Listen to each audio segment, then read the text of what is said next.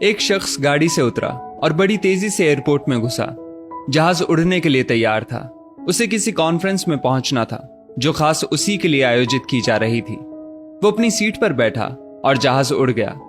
अभी जहाज कुछ दूर ही उड़ा था कि कैप्टन ने ऐलान किया, तूफानी बारिश और बिजली की वजह से जहाज का रेडियो सिस्टम ठीक से काम नहीं कर रहा, इसलिए हम करीबी एयरपोर्ट पर उतरने के लिए मजबूर हैं। जहाज लैंड होते ही अब वो शख्स बाहर निकला और कैप्टन से शिकायत करने लगा कि उसका एक एक मिनट कीमती है और होने वाली कॉन्फ्रेंस में उसका पहुंचना बहुत जरूरी है।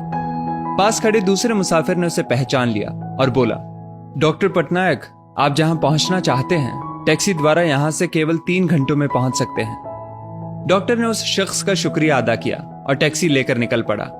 लेकिन ये क्या, आंधी तूफान और मूसलाधार बारिश ने गाड़ी का चलना मुश्किल कर दिया। फिर भी ड्राइवर गाड़ी चलाता रहा। अचानक ड्राइवर को एहसास हुआ कि वो रास्ता भटक चुका है। नाउमीदी के उतार चढ़ाव के बीच उस शख्स को एक छोटा सा घर दिखा। इस तूफान में वही गनीमत समझकर गाड़ी से नीचे उतरा और दरवाजा खटखटाया। आवाज आई, जो कोई भी है अंदर आ जाए, दरवाजा खुला है। अंदर एक बुढ़िया आसन बिछाए भगवत गीता पढ़ रही थी। उसने कहा, माँ जी, अगर इजाजत हो तो आपका फोन इस्तेमाल कर लूं। बुढ़िया मुस्कुराई और बोली, बेटा, कौन सा फोन? यहां ना बिजली है ना ही फोन। लेकिन तुम बैठो, सामने चरणामृत रखा है, पी लो, थकान दूर हो जाएगी और खाने के लिए भी कुछ ना कुछ फल मिल जाएगा, खा लो ताकि आगे सफर के लिए कुछ शक्ति आ जाए। डॉक्टर ने शुक्रिया अदा किया और चरणामृत पीने लगा। बुढ़िया अपने पाठ में खोई थी कि डॉक्टर की नजर उनके बगल में पड़ी। एक बच्चा कंबल में लिपटा पड़ा था जिसे बुढ़िया थोड़ी थोड़ी देर में हिला देती थी। बुढ़िया ने पाठ समाप्त किया तो डॉक्टर ने कहा, माँ जी, आपके स्वभाव और एहसान ने मुझ पर जादू कर दिया है।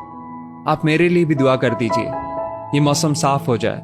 मुझे उम्मीद है आपकी दुआएं जरूर कबूल होती होंगी। बुढ़िया बोली, नहीं बेटा, ऐसी कोई बात नहीं। तुम मेरे अतिथि हो और अतिथि की सेवा ईश्वर का आदेश है।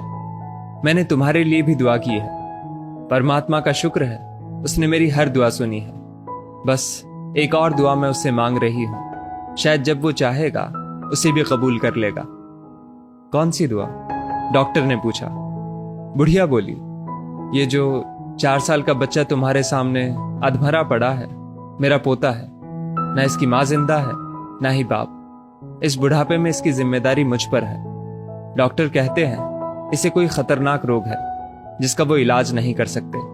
वो कहते हैं एक ही नामवर डॉक्टर है। क्या नाम बताया था उसका? हाँ, याद आया, डॉक्टर पटनायक।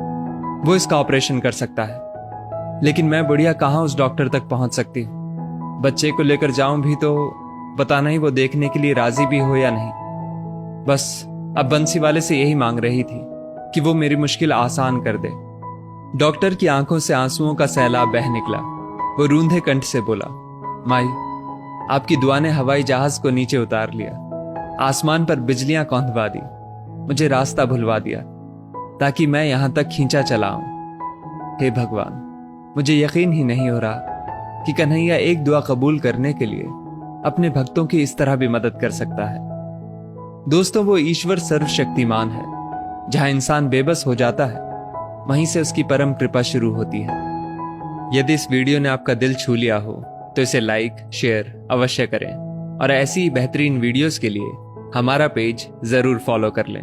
धन्यवाद।